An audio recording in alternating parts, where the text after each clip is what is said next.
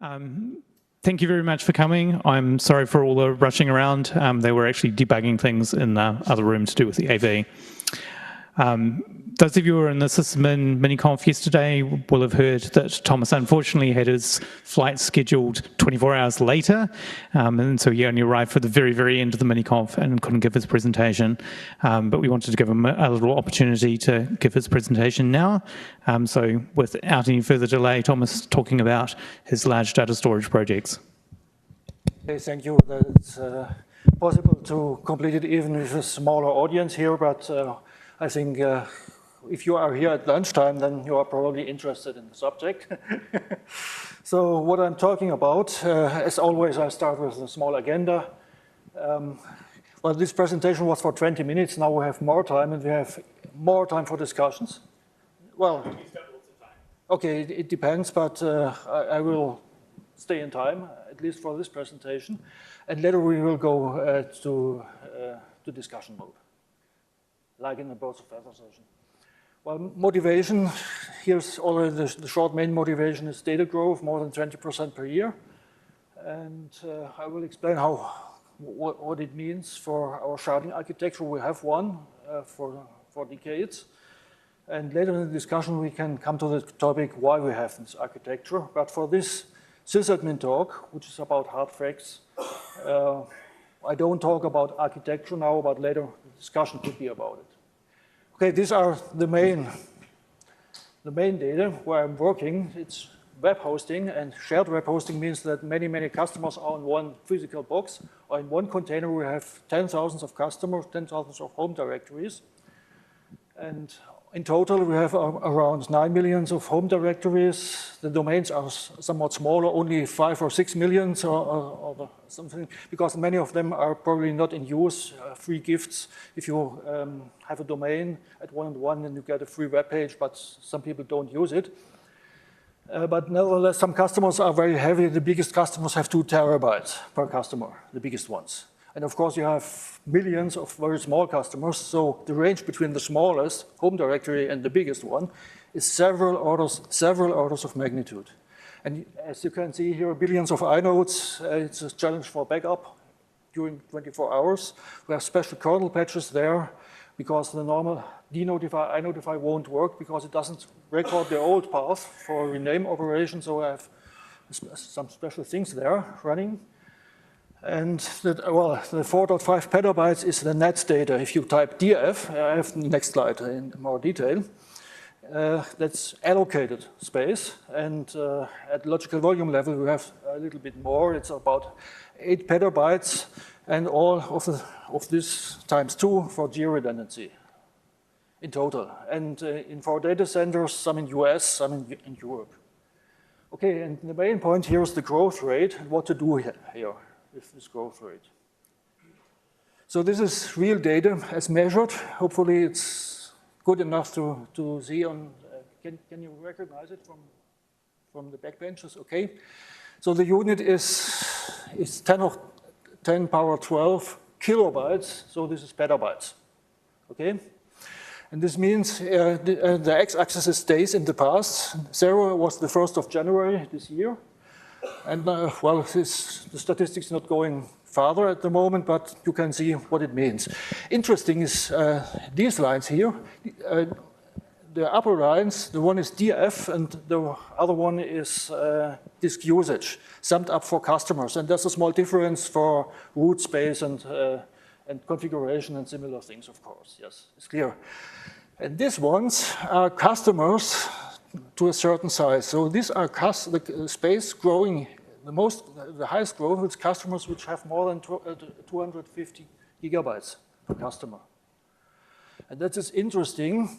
One of the many reasons is that some customers are using it as a backup space for doing the root server backups there. But if they have a root server contract, you won't kill those accounts, because you are earning money with it. So provided it's a very fast and easy backup for them, and it's okay. In the meantime, they have the technical means to deal with that. Okay, now the so-called efficiency project. I'm talking about hardware, very old one, which is up to 10 years old. And the old design from 10 years ago was having so-called iStore head, which is an HP box, and external RAID enclosures. And at this time, it was about 20 terabytes. The very first were even 10 terabytes with 300 gig disks and so on, 48 spindles, several spindles per RAID enclosure, and IBM blades, 7 per cluster, and connected via iSCSI to this RAID box. So you have 7 LVM logical volumes there in ordinary case. And the efficiency project means replace it by a very new hypervisor in one H unit. So you have a RAID with only 10 or 12 spindles, but about the same size. And migrating means how to migrate the data there with minimizing customer downtimes. This is what my talk is about, minimizing customer downtime for this case. And the business case is very clear. Alone the power consumption pays it all, pays the hardware replacement. You can imagine, if you have this high number of power cords and power plugs there, and power consumption is, I think, 1.6 kilowatts per old cluster, the new one is far better, it's clear. For sysadmins, it's very clear. So the business case, it's even better performance in total. So there's no single dimension which has gone worse. All dimensions are better than before. Okay. Now, first of all, the football migration project has several operations. Most important is the migrate, which uses MARS for data migration during operations. So the data is being ordered at the old system. iSCSI is working, data is being updated, and while this is all working, you are creating further replicas. It could also be done with DRB version 9, theoretically, but I have not checked. Migration during operations is something which I know is only, there's only 2 open source implementation I know of, it's DRBD and MARS. Okay. The shrink operation is necessary for those boxes because the very big customers, which are up to 2 terabytes, have been moved via rsync in a different project. And so we have a lot of logical volumes which are filled only by 20 or 30% anymore. And of course, you want to shrink them. And with XFS, it's a problem. You need a local rsync for that. While online resizing, increasing the size is no problem with XFS GrowFS. This is also automated in this toolset. And there are several combined operations like migrate plus shrink, and it means to save some network traffic. Because some people were fearing that the network would be the bottleneck, but it's not true. We reached up to 550 migrations per week. I will show you in the last slide. And the whole project is almost completed at the moment for 66 or 70% at the moment. So in half a year, we migrated several thousands of containers here. And the bottleneck is not the toolset here, but hardware deployment and decommissioning. You can imagine what it means to replace this number of in a specialized project. Okay, here's an overview about the process, how it works. So step-by-step instructions for sysadmins. It's very easy. In the original place, you have 1 or 2 replicas, and you are just creating. Here is the old side. No, we have no mouse pointer here. At the old side, you have 1 or 2 replicas. At the new side, you will have also 1 or 2 additional replicas. You are creating additional space at the LVM layer. Then you say MARS RDM join resource, and you create another replica. Do this 2 times on the 2 new sides, and you have 4 replicas in total. Primary remains the same, and they are waiting until the full sync, the MARS fast full sync has finished. And updates during this is no problem because MARS does it for you. Okay, and then a difference to normal handover between data center A and B. You are just switching the primary to the new one. Of those 4 resources, you can switch any one to primary. The other ones are automatically going to secondary mode. You just do it between clusters instead of inside of one cluster. That's the only difference to the normal operations, normal geo-redundancy operations. And then afterwards, you decommission the old side, and if it's emptied, you can, of course, decommission the hardware also for hardware lifecycle. Okay, any questions for that? Clear? Very simple concept, but the tooling, of course, is complicated in practice by many homegrown and very interesting problems there. If you have a system which is running already for several decades. 1.5 decades here. Okay. Well, next slide. Why doesn't it work?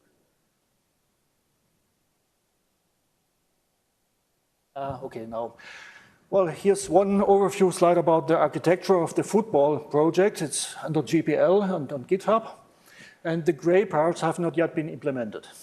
So these are my, including my plans, what I wanted to do. If I wanted not only to support XFS as we use at 1.1 at the moment, but also many other things, ButterFS, ZFS, whatever, and KVM, and even a DRBD here in addition to Mars. I think there are some guys around the world which could be interested in operating both, even alternatively or under the same tool set. I'm not sure. Is there any interest here in this room for such a thing? Okay. Well, what's already working is systemd as a cluster manager, but only in the lab. We have our homegrown cluster manager CM3, which means cluster manager version 3.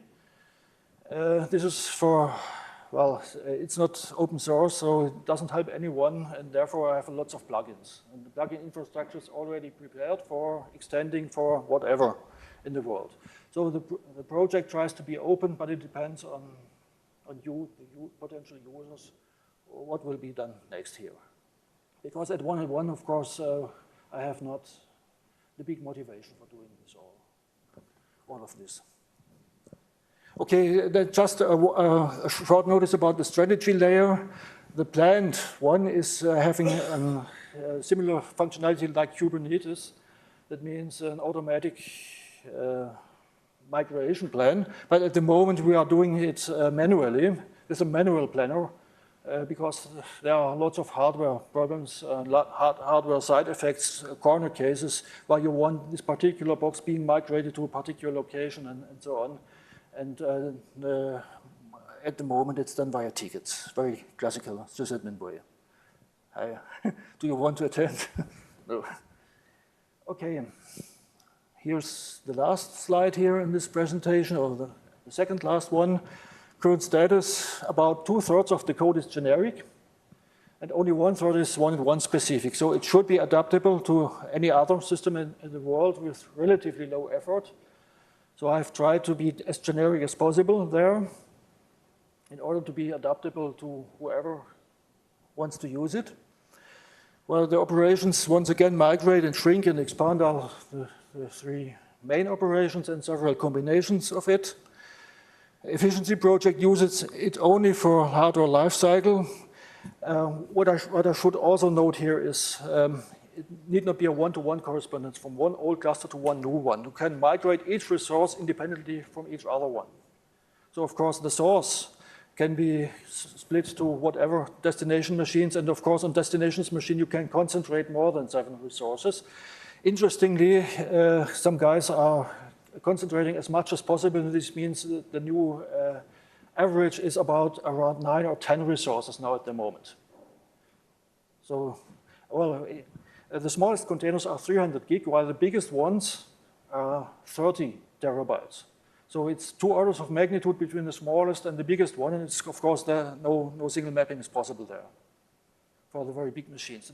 Our biggest machines have 300 terabyte in total on 38 spindles, so-called big food machines. So just as a side note, we have, at the moment, you have 2 different hardware classes for the new one, and we are planning having a mid-class in between. So 3 different hardware classes, different sizings, because most of the data is restricted by size and not by CPU consumption or by memory consumption. In general, you would have at least 3 dimensions. It's disk space, potentially also IOPS, it's a 4th one. Then, of course, memory and CPU consumption. But CPU consumption, most of it is static web pages, and PHP is almost the same. So the data space, the space occupation is growing much steeper than any other one of the other dimensions. So if you need to decrease the density somewhere, it's probably due to space consumption and not due to CPU overload or something. CPU is only loaded for about 50% in average at the moment on the new machines, having 7 to 10 containers. So this is not the real problem. If you have enough CPU threads, one new box has 15 times the performance of an old one. Newest generation from Intel at the moment, and we are planning to use AMD also. And this means, okay, it's no problem for having multiple containers. You just have to get your software ready for this. So that's the status. Then if somebody's interested, the short story, if somebody's interested, I think such a project makes sense if you have more than 1 petabyte of data. And if it's enterprise critical data. So if our use case, if my kernels would have a problem with consistency, probably the company stock exchange value would have a problem. It's clear because it's our main product which has most of the revenues coming from this. And this means you have to be very, very operationally careful in creating kernels and patches and so on and doing and so on. So I have less than 20 minutes hopefully, or not. We have started later. So I'm in time with this. Now, you, Simon, is it okay to start a discussion, but you will be the leader. Thank you, Thomas. My thought is, because it's a more general BOF, if anyone had questions for Thomas about his presentation, maybe we do those first, and then anything else that anyone else wants to talk about. So does anyone have questions about Thomas's presentation or Mars or football?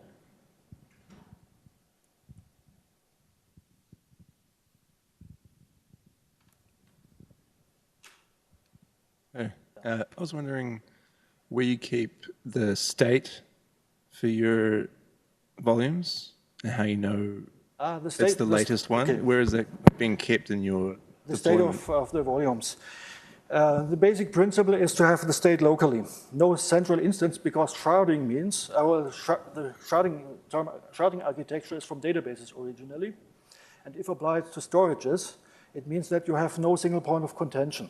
So if one of your shards is dying, even crashing, have a fatal crash, the other ones must not be involved at all. And this means the state is local LVM, stored locally. But of course, we have one central database where the state is also recorded, but it's not the actual state. It's like a configuration database. And this one is has low demands for access. And of course, in case of emergency, you could even reconstruct it from the physical state. So it's not the true state. The football project tries always not to work with some supposed state somewhere in some database, but always use the real state from the machine. So it goes to the machines via SSH and checks for whatever happens there or is exactly there. And if you have manual interventions from sysadmins, it adapts to the manual interventions. That's the key point here. Okay, it's not only about LVM state, it's about any other state. State information should not be in this football automation, so it's by concept, it's stateless. The state is in the machines, okay? But of course, for some states like, where should I migrate to? Of course, I need some state. But this state is kept to the minimum. That's the basic idea. Because keeping too much state in databases, which may differ from the actual state, is a major problem in operations of several thousands of machines.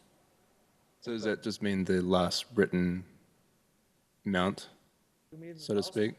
Yeah, well, if you're running your container, and that was the last live one, that was container means stateful containers, not like Docker containers. This is a difference in concept, because the state is in the file system. So the machines, even the local configuration, so you can start independently from any database. So if you just migrate the data via Mars to another machine, the system image is updated via rsync, via so-called sync is indirectly from a golden image. And this means you are autonomous. All of your cluster nodes are autonomously handled by the sysadmin. So if something crashes at the network, whatever, in your central infrastructure, you are autonomous here. And this means for the football automation, don't use any central point of whatever. Or rely on it. You can use it, but don't rely on it. It's a difference. Okay?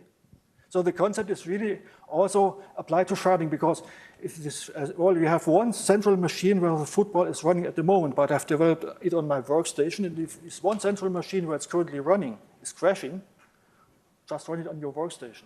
But of course, and it even uses locking, so there's no contention. It has local locks on each machine. It says so something is running, and it's constructed for contention. If several, yes. Let's go back to the architecture slide if you want to have some details.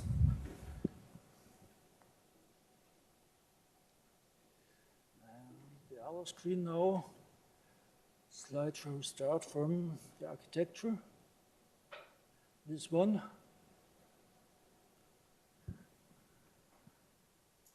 Okay, here I have, it's by concept, it's almost stateless, almost. In practice, well, there are some exceptions, but keep them as small as possible. That's the basic idea behind it, yes? Yes, it's very similar to the RBD. The Mars ADM commands are even very similar. So primary switch over is, you say Mars ADM primary resource name. And it automatically does the handover even for you. Very similar to the RBD. If you know the RBD, then you will have no major, but it's working asynchronously over long distances, and some commands may take longer because of this. Because propagation of state, of metadata state in Mars is solved very differently from the RBD. It uses a so-called Lamport clock, but this is my old presentations, some of them LCA. So if you look into my old path, on the SysAdmin miniconf site, if you look on the left-hand side bar, there's links to all the previous miniconfs, yes. And there's like 2 or 3 talks by Thomas from the old presentations, which will have the slides there and should have the video as well. So you will, these questions will be answered there. For this Birds of Feather sessions, I wanted to talk about architecture and big clusters like Ceph and Co. versus sharding. And I have prepared another presentation, which is from FirstCon last summer.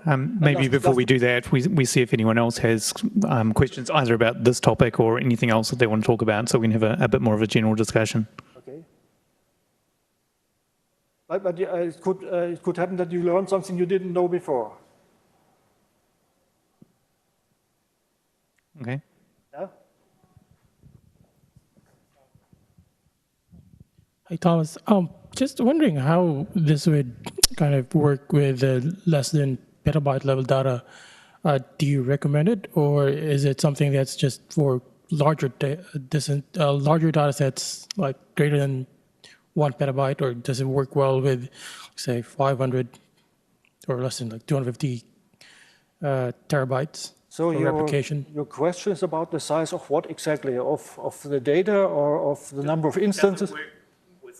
Smaller yes, of course it works in smaller. It works in workstations. I know some sysadmins are using it over Fritzbox about DSL lines, just for backing up their logical volumes, because you have strict consistency in one of the volumes.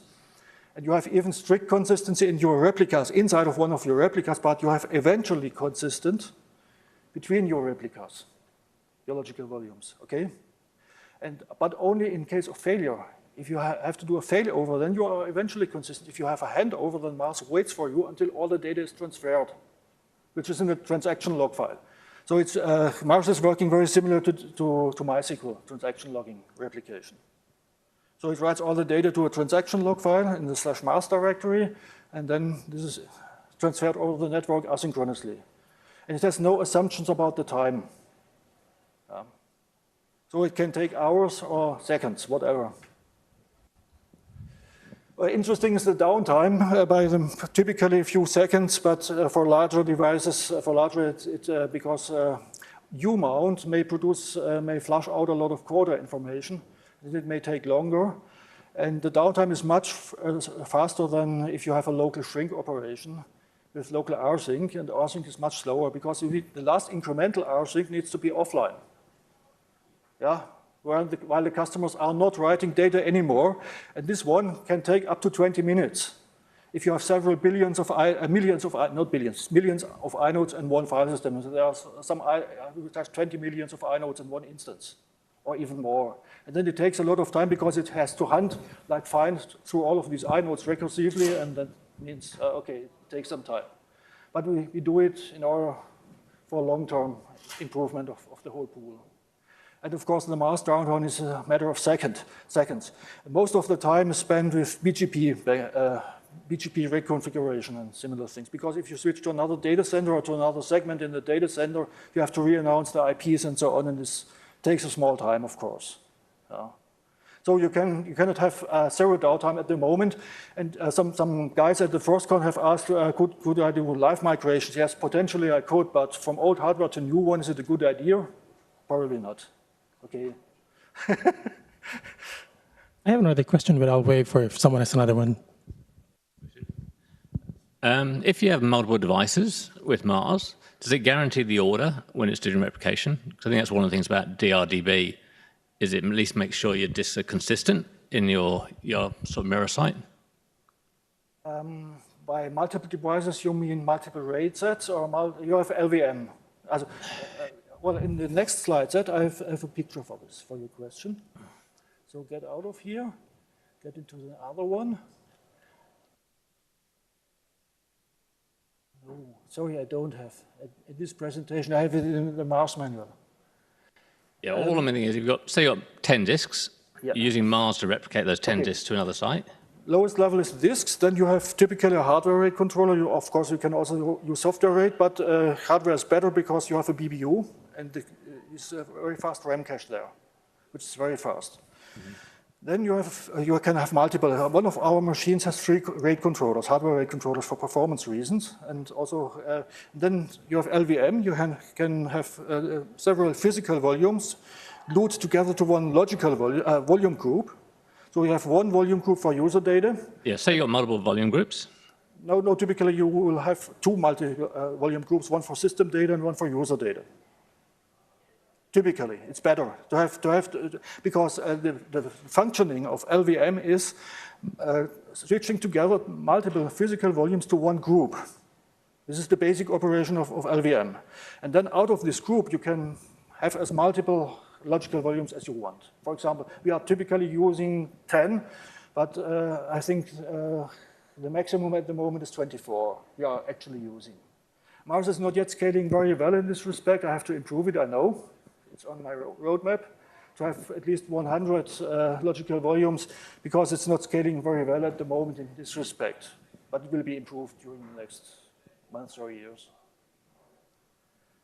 Yeah, no, I was thinking more, if you had multiple volume groups, multiple data disks, and you're writing to those data disks from your application, and that's been replicated to another site, okay. The write's going to happen in the same order on the other site. So if you lose it halfway through, okay. You've got consistency. I understand what you mean.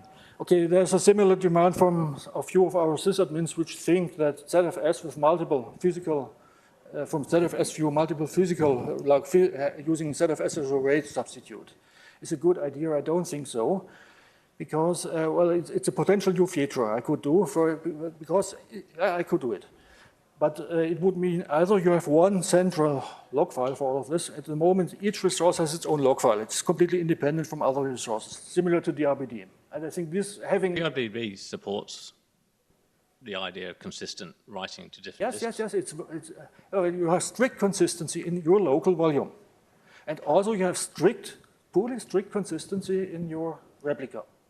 So the order in the replica of applying the data is exactly the same as on the primary side. This is guaranteed. Yeah. So the only thing which can happen, you can have a delay over long distances. So if you have a power outage, you may lose something. Like as if the power outage were a few seconds or minutes or whatever before. It depends on the backlog. Okay? But you always have a consistent state, like a power outage at the wrong moment. And of course, if you have XFS or whatever, you have the transaction replay of XFS to repair whatever is wrong at the file system layer. Okay, so it's a generic thing on the block device level, but you can, of course, choose repair methods from the higher layers like file systems and so on. But at the moment, I have no tying of resources together to one logical unit. But this is a future feature I am already in my mind for several years, but not yet implemented. So if you want it, talk with me. Okay? It's not impossible. I know how to do it. It's one of the features we could talk about. So it's almost quarter past. Because there are some use cases like databases where you have the transaction. Yeah, this is a valid use case, very clear for me. If you have this use case, then talk with me. It's almost quarter past, and I think people will start coming in for the next talk in a few minutes. Do we have any more questions or comments or anything that people want to talk about in the last 5 minutes or so?